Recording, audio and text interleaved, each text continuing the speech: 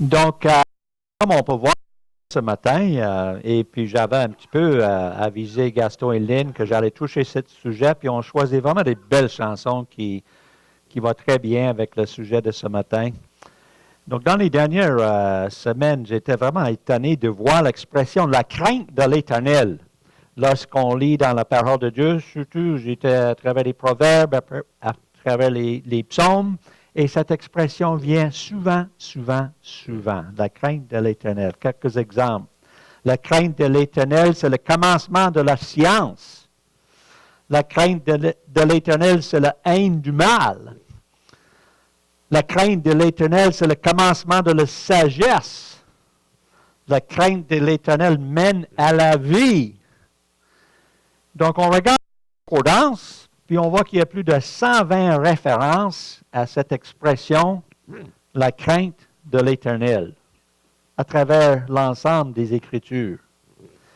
Donc, j'ai dit, mais écoute, ça serait un bon sujet à développer.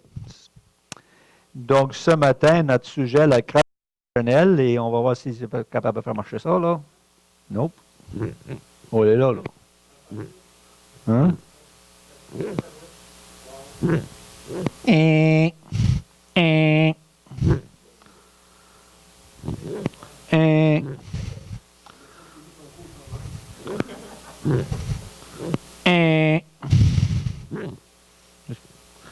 pas comment ça marche, là, mais comme c'est là, il marche pas.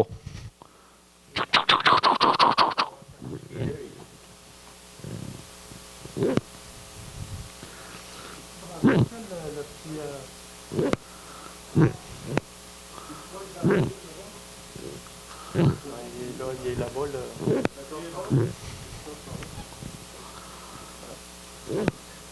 Manuellement, Michel? Ça veut dire... Ah, ok, ça. Ah. Non, c'est pas ça. C'est très beau, mais c'est pas ça. Aussi, c'est très beau, mais c'est pas ça. Mais j'aimerais que ça marche parce que j'en ai plusieurs. Oui.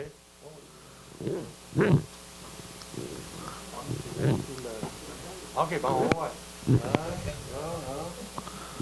Y a-t-il une batterie là-dedans, là? Moi, j'ai changé mes batteries ce matin. Je devais être bon pour 1 heure. Michel va te l'arranger, là. Mais entre-temps, ça va bien, tout le monde? Bon. Il n'y a personne qui a eu de COVID cette semaine? Combien sont vaccinés, là? Oh, 1, 2, 3, 4, 5, 6, 7, 8, 9. Wally à 12h30. Donc, fais attention avec Wally, pas encore vacciné. Qu'est-ce qui passe avec ce babelle-là, là? J'espère que Yves a fermé la... Tout est enregistré. Si je veux qu'il ferme ça, je vais commencer à chanter, puis il va fermer ça vite.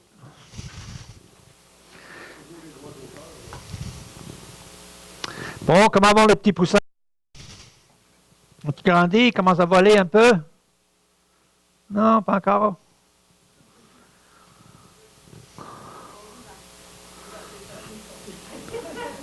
Hein? Il respire. Ah, ça c'est très bien. Combien de mariages, nous autres? Ah, je sais pas, là. Je suis bon en maths. Je suis pas bon en maths. 76, ça veut dire 43, 2, 3.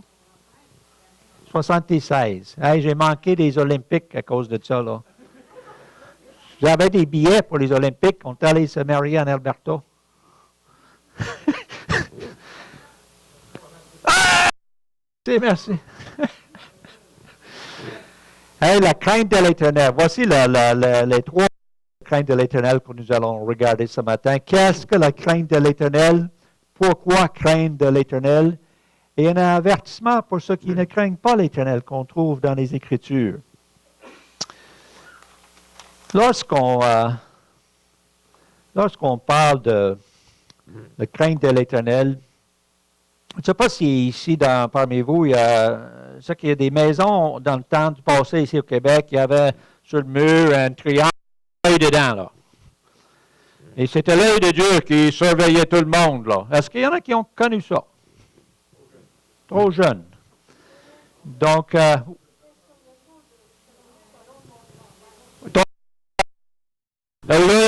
il surveille, puis en plus, j'ai l'impression qu'il avait une cuillère dans les mains.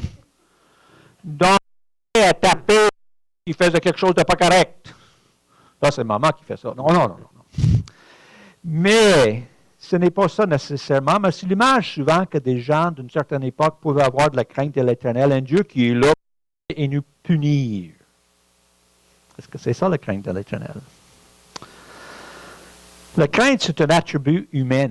On a tous une certaine notion de crainte et c'est pour notre protection, pour notre bien. Il y avait un nommé Tiger Woods, j'ai entendu parler de lui, là, il se pensait invincible. Il roulait à 70 km à l'heure, un de 50 ou une grande courbe, là. Craignait rien! Mais qu'est-ce qui est arrivé, pauvre Tiger? Ça a fait quelques tonneaux, puis il s'est ramassé dans l'hôpital, des jambes carrière de golfeur professionnel aussi. La crainte, c'est quelque chose qui nous avertit qu'il y a des dangers. On marche pas. Semaine passée, dans les nouvelles de deux petites filles qui ont marché sur le glace. Une s'est calée, puis heureusement l'autre n'a pu le sortir. Donc la crainte, c'est comme une lumière rouge, un alarme qui est là pour nous protéger. Et on va rester en sécurité. Si on risque de se trouver de Tiger Woods.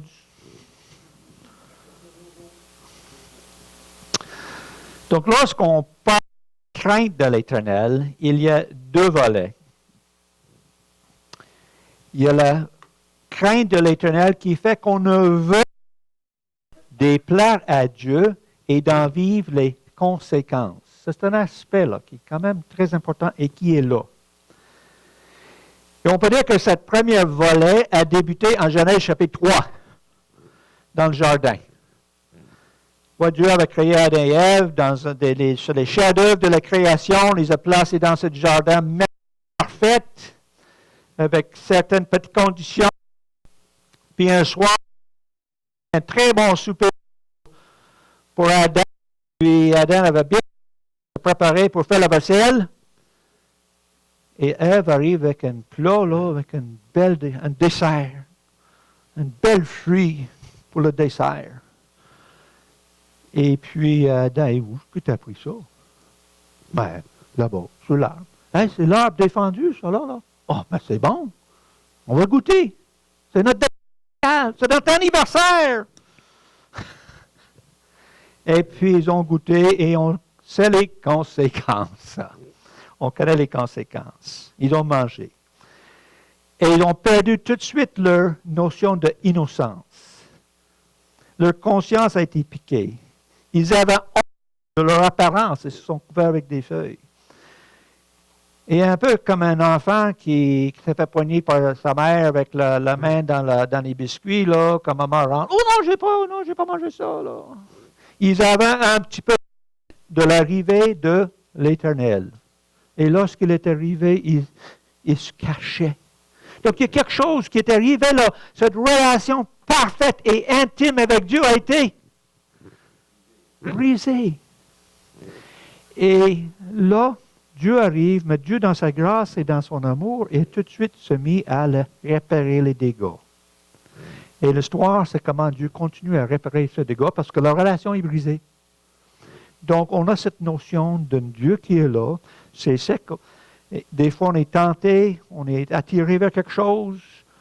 On pense que ce n'est pas correct. On sait que ce n'est pas correct. L'Éternel met cette crainte dans notre cœur. Des fois, on le fait, on subit les conséquences. On est, oh non, pas moi, j'ai honteux. Des fois, on a réussi à passer à travers. Oh, merci Seigneur pour la victoire.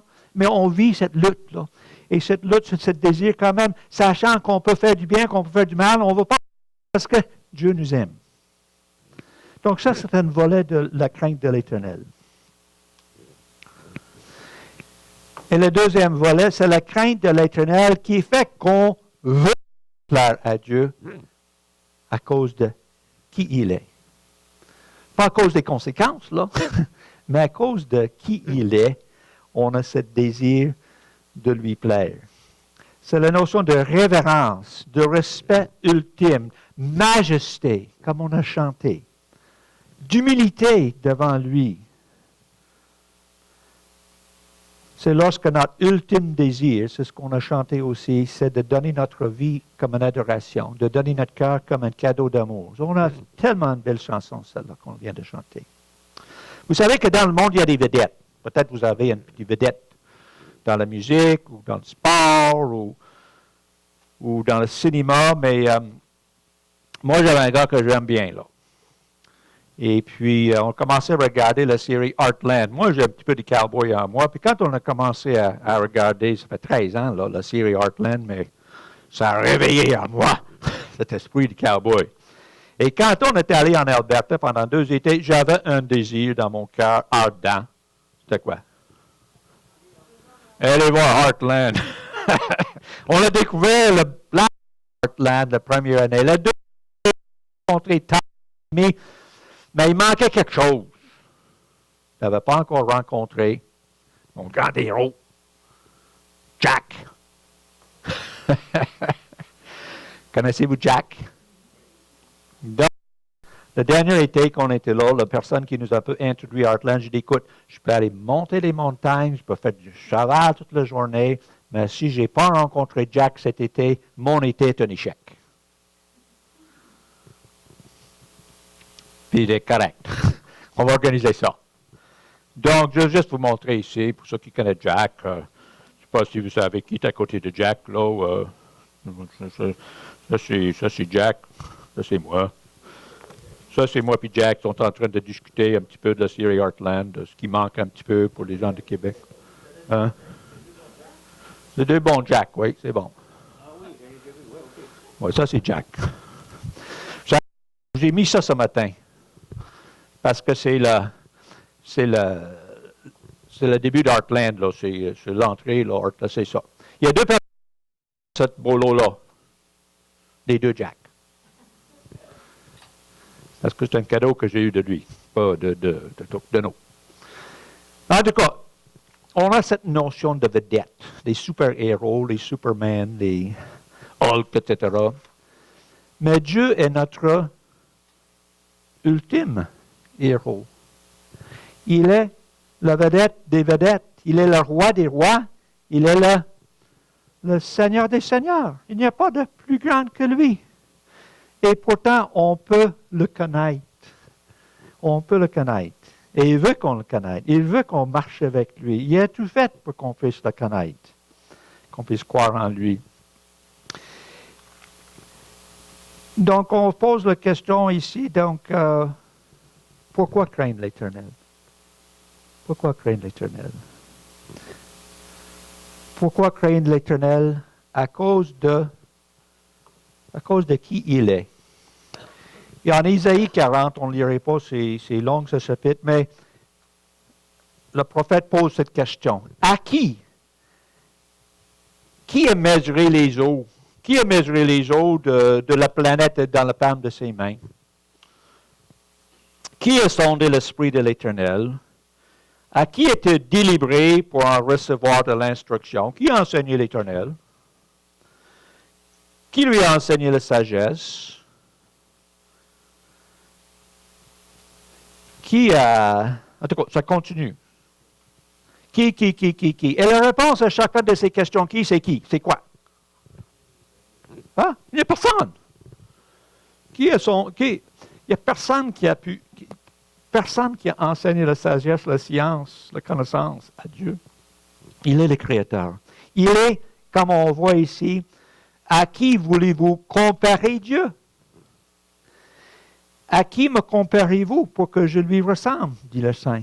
On ne peut comparer Dieu à rien, parce qu'il n'y a rien qui lui ressemble. Incomparable. Donc, on craint de l'Éternel qui il est. Il est le roi des rois, le Seigneur des seigneurs. À cause de ce qu'il a fait. Les cieux ont été faits par la parole de l'Éternel et toute leur armée par le souffle de sa bouche. Il amoncelle en un tas les eaux de la mer et ils mettent dans des réservoirs les Élynes. Que toute la terre craigne l'Éternel, tous les habitants du monde tremblent devant lui. Car il dit, et les choses arrivent. Il ordonne et elles existent. Et aussi, non seulement Dieu est le Créateur, mais Dieu prouve son amour en ce que lorsqu'on était séparés de lui, Christ, Dieu dans la forme de son Fils Jésus, est venu laisser cette éternité pour venir à notre niveau et a prouvé son amour envers nous lorsque nous étions encore des pécheurs. Christ est mort pour moi. Donc ça, c'est la grandeur de Dieu, de ce qu'il a fait. Non seulement dans la création, mais envers nous, ses créatures. À cause de ce qu'il est en train de faire. Il est venu célébrer les œuvres de Dieu. Il est redoutable quand il agit sur les fils de l'homme. Mais qu'est-ce qu'il fait? Qu'est-ce qu'il fait maintenant, Dieu? Qu'est-ce qu'il est en train de faire, là? Qu'est-ce qu'il fait? Hein? Il tient l'univers dans ses mains, oui. Il y a beaucoup de choses qu'il fait. Il prend soin. Il prend soin de nous. Comme un berger. Isaïe 40, il paîtra son troupeau. Il prendra les agneaux dans ses bras et les porterait dans son sein. Il conduirait les brebis qui allaitent. Nous, on vit ça depuis un mois et demi chez nous. 15 petits bébés chez nous. Ça n'a pas tous été facile. Des fois, maman ne soignait pas bébé. Il fallait soigner bébé ou amener maman à soigner bébé. On a porté des dans nos bras. Puis dernièrement, la semaine passée, on est allé chercher un petit bébé qui est au bouteille. Et c'est Wally qui s'en occupe. Puis, moi, je vois Wally porter ce petit Victor, on l'appelle Victor, un petit chèvre dans ses bras. Puis on pensait le perdre. Lundi, mardi, il ne mangeait pas. Mais Wally prenait soin. Ouvrait la bouche. Puis là, mercredi arrive à la maison. Puis, hey, Victor a mangé tout seul. Donc, Victor va bien. Et c'est drôle, petit Victor est tellement habitué, là, que pour qu'il boive, il faut le prendre dans nos mains. Puis là, il boit. Donc, c'est vraiment une image de Dieu qui prend soin de nous. Surtout quand on souffre, quand on est faible, qu'on n'est pas là. Le Seigneur est là et il nous porte dans ses bras. Il prend soin de moi et il connaît tous mes besoins. Est-ce qu'il fait d'autres choses? Il pardonne. Heureux, ça c'est un job à temps plein en passant. Heureux celui à qui la transgression est remise et qui le péché est pardonné. Si nous confessons nos péchés, il est fidèle et juste pour nous les pardonner et pour nous purifier de toute iniquité. Heureusement, notre Éternel est constamment là, prêt à nous pardonner. Est-ce qu'on a besoin de ça? Comme je dis, c'est un job à temps plein, juste à pardonner tout le monde, là. Il dirige. Confie-toi en l'Éternel. J'aime beaucoup ce passage. J'ai ce passage dans mon cœur à tous les matins. Confie-toi en l'Éternel de tout ton cœur et ne t'appuie pas sur ta sagesse. Reconnais-le dans toutes tes voies et quoi? Il aplanira, il va te diriger, il va te montrer le chemin à suivre pour la journée ou pour la vie. Je t'instruirai et je te montrerai la voie que tu dois suivre. Je te conseillerai, j'aurai le regard sur toi. N'est-ce pas merveilleux de savoir qu'il y a quelqu'un qui s'intéresse à nous autant qu'il veut nous diriger dans une direction qui est pour notre bien? Mais pour être dirigé, il faut être un peu à l'écoute et puis prêt à le suivre, prêt à y aller. Est-ce qu'il peut faire d'autres choses, là? Y a-t-il d'autres choses qui peuvent... Hein? Attire. Oh, oui. Je n'avais même pas pensé à ça. Si le Seigneur ne nous attire pas, on ne peut même pas venir. Il écoute. Ah, j'aime beaucoup ce passage. J'aimerais juste Ferme la télévision, là. J'aime l'Éternel car il entend ma voix et mes supplications. J'aime l'Éternel car il entend ma voix. Il a penché son oreille envers moi. N'est-ce pas merveilleux, ça? J'aime l'Éternel. C'est David qui dit ça, là. Parce qu'il sait que l'Éternel l'écoute. Il a penché, il a pris l'intention de pencher spécifiquement envers moi. Écoute, il y a des, je ne sais pas combien de monde il y a dans le monde, là. Mais il nous écoute. Il écoute. J'aime l'Éternel parce que je sais qu'il m'écoute, heureusement. Il attire, moi je n'ai pas là. Il nous amène à la maturité. Je suis persuadé, on commence, on a une petite fille, là, pas vieille, là, c'est quoi ça? 7 mois. Parle pas encore, hein? Marche pas encore. Ça va venir. Mais on vient à la maturité, on a besoin de l'aide, un peu plus solide, un peu plus de solide, de plus en plus. Puis on grandit, puis on vient à la maturité pour être capable de se reproduire. Et on voit que l'Esprit de Dieu, Dieu est à l'œuvre dans notre vie pour nous emmener à la maturité. Celui qui a commencé cette œuvre n'est pas encore terminé. Il a commencé cette œuvre en moi il y a presque 50 ans, mais il n'est pas terminé. Il m'amène encore à la connaissance de lui et la maturité. Donc, il y a plusieurs raisons pour craindre l'Éternel pour ce qu'il fait. À cause de ses promesses. Est-ce qu'il a fait des promesses? Il en a fait plusieurs. Sa protection. Lorsque l'Éternel campe autour de ceux qui les craignent, il les arrache du danger. C'est bon à savoir. David a vécu ça, plusieurs des psaumes. Les ennemis sont campés autour de moi, mais tout d'un coup, à la fin des psaumes, il est arraché du danger. Provision. Craignez l'Éternel, vous les saints, car rien ne manque à ceux qui le craignent. Provision. Pardon, on l'a vu tout à l'heure. Il ne nous traite pas selon nos péchés. Il ne nous punit pas selon nos iniquités. Mais autant les cieux sont élevés au-dessus de la terre, autant sa bonté est grande pour ceux qui le craignent, autant l'Orient est éloigné de l'Occident. Pour nous, on peut dire autant Alma est éloigné de Iberville, autant il éloigne de nous nos transgressions. L'Ascension Iberville, c'est encore mieux. C'est bien. C'est pour dire que, écoute, quand l'Éternel a pardonné, est-ce qu'il garde ça en réserve? Hey! Tu l'as fait encore, hein? Non, ça c'est oublié. Ça c'est fini.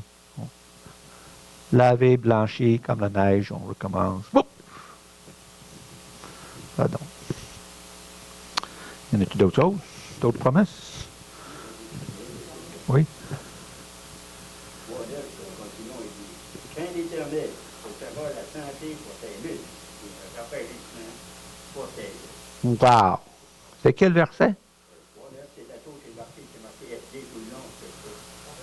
Proverbe 3, le point. Ah, OK. Excellent. 3, 8 ici. Super. La prospérité, est-ce que j'ai dit ça? Heureux l'homme qui craint l'Éternel, qui marche dans ses voies. Je jouis toujours de travail de ses mains. Tu es heureux et tu prospères. Pas l'évangile de prospérité, mais des conséquences de ceux qui marchent avec Dieu, qui craignent l'Éternel, qui font sa volonté, qui se laissent diriger, c'est que ça va bien aller. Le prolongement de nos jours. La crainte de l'Éternel augmente les jours, mais les années des méchants sont abrégées. Quelqu'un qui passe son année à détruire son corps, c'est sûr qu'il ne passera pas longtemps. Donc voilà ces quelques promesses. Puis en même temps, on voit ici un avertissement. Un avertissement. Plusieurs passages dans ce sens aussi. La perte de l'Éternel peut engendrer l'indifférence, l'isolement, l'idolâtrie, l'immoralité. L'indifférence. Lorsqu'on arrive à un moment donné, oh, c'est pas sûr que Dieu existe, oh, c'est pas pour les faibles et les fous, oh, c'est sûr que c'est vrai. Il y a une expression, moi, une de mes expressions préférées dans ce sens-là, c'est 1 Corinthiens, chapitre 15, quelques versets, mais il dit, mangeons et buvons, car que demain nous mourrons. Ça, c'est la philosophie du bien du monde autour de nous, là. L'indifférence totale de Dieu. Oh, mangeons et buvons, c'est fini, on va mourir comme un poulet, là, un chien, puis c'est fini là. On sait que nous, c'est pas ça. Mais lorsqu'on perd cette notion de l'éternité, le Créateur qui nous a mis ici, qui nous guide, qui nous dirige, qui pourvoit nos besoins, ben, ça nous arrive à une indifférence. Moi, je fais ce que je veux. Isolement dans le sens que même pour nous, moi, on vit ça un petit peu avec l'histoire de COVID, n'est-ce pas? Je pense que bien des églises à travers la province, autant évangéliques, n'importe quoi, là, des églises catholiques, tout, le monde sont habitués pas à aller. Hein, le monde, on s'habitue à n'y pas y aller. Oh, puis tranquillement, oh, on n'a plus besoin de ça. Hop, là. Ça, c'est le danger, même pour moi. Moi, je le vis aussi. L'isolement. Là, tout d'un coup, on est un peu dans notre coin, puis là, nos pensées deviennent maîtres, et puis on a besoin de ranimer la flamme, de revenir et laisser dans la communion fraternelle et l'adoration et l'enseignement de la parole revivre un petit peu notre foi. On a tous besoin de ça. Et il y a ce danger de s'isoler de la communion fraternelle. L'idole. Dans le temps d'Ésaïe, où est-ce qu'on a lu en chapitre 40, le contexte, c'est que ils ont laissé Dieu. Ce Dieu incomparable, ils l'ont mis de côté. Ils ont fait quoi? Ils ont bâti des beaux petits idoles, là. Quelques-uns en pierre, d'autres en or, en argent, pour les petits pauvres. Ils ont fait un petit idole en bois, puis ils ont placé ça là. Puis quand la femme de ménage arrive, fais attention avec mon petit idole, là. Une fois, là, ça fait bien des années, j'étais à l'Université Laval, puis une bonne avec un étudiant vietnamien, partager pendant des semaines avec lui l'Évangile, tranquillement, la parole. Puis un soir, il dit, Monsieur Frank, vas-tu voir mon Dieu? Oui, j'aimerais ça voir ton Dieu. Il ouvre le garde-robe. Hey, ça fait plusieurs semaines que j'étais dans sa chambre. Il m'a jamais ouvert le garde-robe. Il ouvre le garde-robe. Un gros statue de Bouddha. Big Bouddha. C'est ton Dieu. Oui. Moi, je connais un Dieu qui est plus grand que ça. Mais nous, on n'est pas dans une période où on construit des petits idoles en plâtre ou en pierre. On les construit où, nos idoles? On les écrit dans notre imagination. Tu vas rencontrer 25 personnes ou 150 personnes ici à Alma ou n'importe où, là, puis il va demander, Dieu, c'est comment? Et vous allez avoir combien de réponses différentes? 150. À peu près. Parce que chacun a une tendance à laisser. Lorsqu'on laisse de côté le Dieu créateur, on commence à bâtir un petit Dieu à mon image à moi, qui va me plaire, qui ne va pas me taper sur les doigts si je fais ça, que je sais que ce n'est pas correct. Donc, on a tendance à créer notre propre petite idole de qui est Dieu dans notre cœur, qui est souvent très loin de le Dieu qu'on voit dans les Écritures. L'indifférence, l'idolâtrie et éventuellement, là, si on s'éloigne vraiment de cette conscience que Dieu nous a donnée, on tombe dans l'immoralité. Romains chapitre 1, et je n'irai pas dans les détails de ça, là, c'est un grand chapitre, j'aime beaucoup ça. Mais c'est ce que j'appelle le déclin d'une société. J'ai déjà étudié ça, j'ai déjà fait une étude avec des étudiants. J'appelais ça le déclin d'une société. Parce qu'à Romains chapitre 1, partant de verset 21, 32 jusqu'à la fin, on parle d'une civilisation. N'importe quelle civilisation. Et on l'a vu à travers l'histoire les derniers 2000 ans. Là, on parle de civilisation romaine. Ayant connu Dieu, nous ne l'ont point glorifié comme Dieu. Nous ne lui avons point rendu grâce à ce que Dieu nous a donné. Et ils se sont égarés dans leurs pensées. Leur cœur d'intelligence a été plongé dans les ténèbres. Sans être sages, ils sont devenus fous, ils ont changé le incorruptible en image représentant l'homme. Et c'est exactement ce qu'on a dit tout à l'heure. On créait notre propre petit Dieu selon notre besoin à nous. Et la suite de ça, mais je ne veux même pas le lire, c'est tellement terrible, là. C'est l'immoralité totale. L'immoralité totale. Une société qui se loin de Dieu finit dans l'immoralité. Le déclin d'une société, c'est quand c'est tellement pourri là, qu'on essaie de recommencer quelque part de nouveau. C'est ça qui est arrivé à travers l'histoire. Donc, non seulement un avertissement, mais on va terminer. Je ne sais pas quelle heure qu'on a là. Hey, ma montre a arrêté, c'est bon.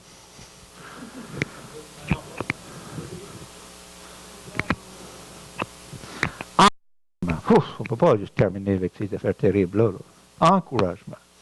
Un mot d'encouragement ici, et c'est plein d'encouragement. J'aime beaucoup, je pense que le psaume 33, c'est le psaume préféré, là. Il y a tellement de richesse dans le psaume 33 pour moi. Mais voilà, ça c'est vers la fin. Voici cet œil-là qu'on a pas. Peut-être que ça vient d'être là, cette expression, l'œil de l'Éternel.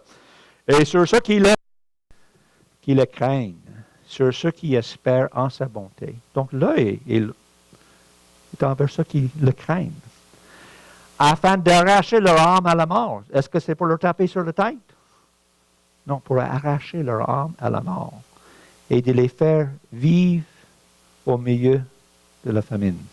Notre âme espère en l'Éternel, il est notre secours et notre bouclier, que notre cœur met en lui sa joie, car nous avons confiance en son saint nom. Éternel, que ta grâce soit sur nous, comme nous espérons en toi. On a chanté tout à l'heure, reçois ma vie comme une adoration. Ah, je trouve ça merveilleux. Est-ce qu'on peut rechanter ça? Reçois ma vie comme une adoration. C'est ça la crainte de l'Éternel. Reçois mon cœur comme un cadeau d'amour. Reçois ma vie. Donc, en réponse à cette notion de la crainte de l'Éternel, c'est qu'on veut offrir notre vie comme une adoration sainte, agréable et parfaite. C'est ce que le Seigneur s'attend de nous. Il s'est donné lui-même pour acquérir un peuple qui lui appartienne, zélé pour lui et zélé pour les bonnes œuvres. Je pourrais, on a le temps là, je pourrais recommencer mon message si vous voulez. J'ai juste à changer un mot.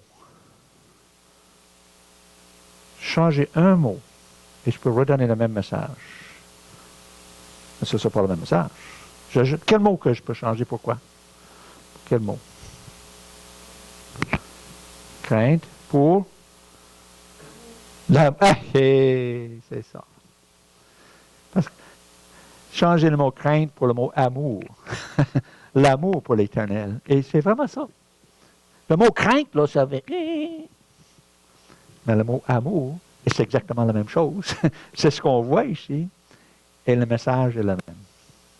On aime le Seigneur pour qui il est. On aime le Seigneur pour ce qu'il a fait. On aime à cause des choses qu'il nous a fait. Et on aime le Seigneur parce qu'il entend notre voix. Il nous écoute. Il nous dirige. Il nous guide. N'est-ce pas? C'est pour ça qu'on l'aime. Donc, ce n'est pas juste une crainte. C'est un amour. Et parce qu'on l'aime, on veut lui obéir. On va plaire à lui. On va marcher avec lui. On va vivre ces promesses-là. Et puis, on va rester ensemble. On va s'encourager mutuellement. On ne va pas abandonner. On va vraiment continuer à grandir ensemble.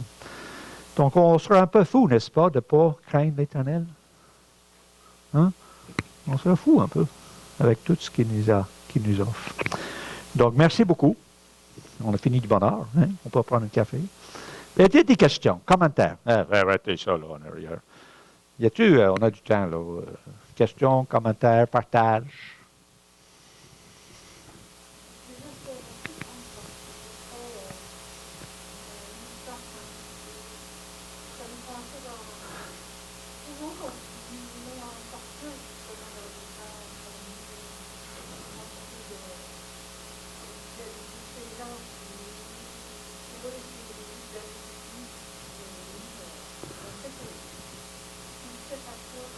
On sait que c'est pas ça, mais on a une misère à le dire. Hein? On est un peu minorisé. Ah, c'est bien, merci. Je trouve que tu as bien fait ça, parce que le psaume 33, c'est un psaume de joie. Oui. La crainte de l'Éternel, c'est pas la peur de l'Éternel, c'est la joie de le connaître. C'est vraiment ça. Oui, Pierre Paul.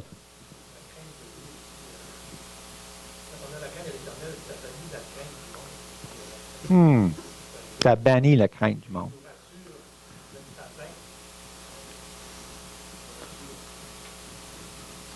Merci. Très bon. Au début, tu as commencé avec Adam et Ève. Un matin, ils ont fait deux jeux avec le Saint-Gaspilien, c'était même Adam et Ève.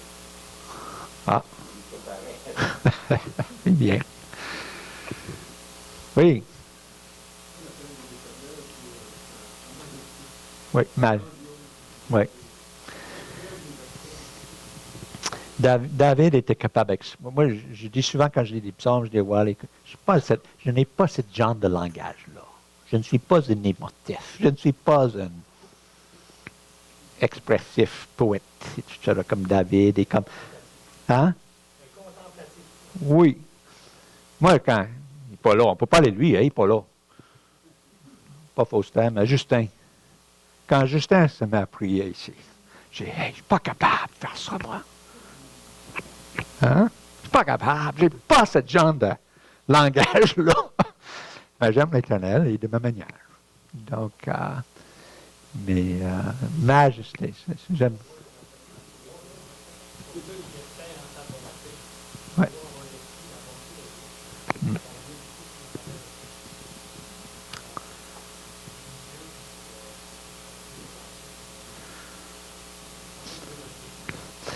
Quelqu'un qui a eu le témoignage dans la parole de Dieu, la réputation d'être un homme qui craint Dieu, c'est qui? David, mais il y a quelqu'un d'autre. Ça commence vraiment comme ça. Monsieur, il y a des toilettes là, dans son nom. Là. Adam, il y a 4 mots lettres, 4 lettres en Adam. Je sais pas. Job! Job, il craint l'Éternel. Est-ce que ça veut dire que ça bien allait? Toujours? Juste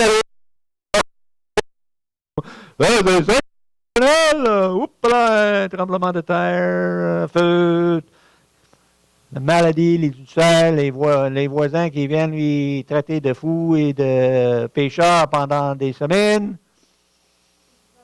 Pourtant, c'est Job, un homme qui craint l'Éternel. Et je ne sais pas dans mes notes, c'est là, donc c'est un extra. Mais Job, là, j'aime beaucoup le verset. J'ai lu Job dernièrement. Et puis, je pense que c'est dans le verset 23. On est rendu au verset 22, là, au chapitre 22, après toutes ces catastrophes qui viennent lui traiter de toutes sortes de choses. Puis on arrive ici à 23. Il dit, il sait néanmoins quelle voie j'ai suivie. Dieu sait. Il continue constamment à plaider son innocence. Je ne vis pas ça à cause du péché, là. Il dit, il s'agit néanmoins, il sait néanmoins quelle voie j'ai suivie. Dieu sait mon cheminement. Et s'il me prouvait, je sortirai pur comme l'or. Donc Job acceptait la situation, sachant que Dieu l'a permis, Dieu acceptait son innocence, Dieu n'est pas en train de punir, Dieu est en train de l'éprouver. Et Job, il dit par la foi et par espérance, je sais que quand il termine avec moi, là, je sortirai pur comme l'or. Donc ça, c'est un homme qui craignait l'Éternel dans les pires épreuves qu'on peut jamais vivre. Donc, il ne faut pas penser que craindre l'Éternel, c'est qu'on n'aura jamais rien qui nous arrive. C'est comment qu'on va vivre. Et puis, voilà, c'est quelqu'un qui ne lit jamais la fin d'un livre avant d'arriver à la fin. Moi, c'est le contraire. Moi, je lis le dernier chapitre pour savoir qu'est-ce qui est arrivé. Donc, si vous commencez à lire le livre de Job, il rentre au chapitre 10, chapitre 12, chapitre 15, c'est la même histoire qui se répète, qui se répète. Mais voici le dernier chapitre, là. Parce que là, qu'on voit qu'à la fin, Dieu a Job qui est dit là, je t'avais entendu parler de toi, maintenant je te connais. À travers cette épreuve, pour éloigner de toi, j'ai appris à te connaître. Et par la suite, Job s'est remarié, d'autres enfants, d'autres ci, d'autres ci, d'autres ci. Et on la fin de l'histoire, c'est merveilleux. Mais Job n'a jamais perdu cette crainte de l'Éternel et Dieu l'a éprouvé et Dieu l'a béni. Je ne sais pas si tu l'as partagé, moi j'aime bien un de mes versets préférés, Isaïe 41:10. Ne crains rien car je suis avec toi. Ne promène pas de regard inquiet car je suis ton Dieu. Je te fortifie, je viens à ton secours. Je te soutiens de ma main, de ma droite triomphante. Jacques a dit que c'est un de ses versets préférés. Mais je peux vous dire son verset préféré, si vous voulez. Isaïe 40. Vas-y, Jacques. Les jeunes hommes chantaient, mais tous se confient à l'Éternel, renouvellent leur force. Ils prennent leur vol comme les aigles. Ils courent et ne se lassent point. Ils marchent et ne se fatiguent point. Mais ça, c'est tout. 1995 que c'est marqué. Je savais que c'était le verset préféré de Jacques. D'autres partages? Oui.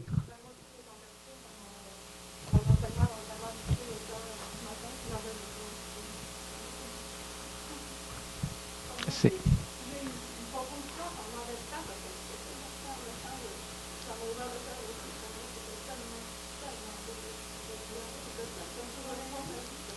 Oh, on termine avec ça. Si vous êtes capable, là. Voulez-vous que je joigne le choral? Non. Merci beaucoup pour votre écoute, pour votre partage.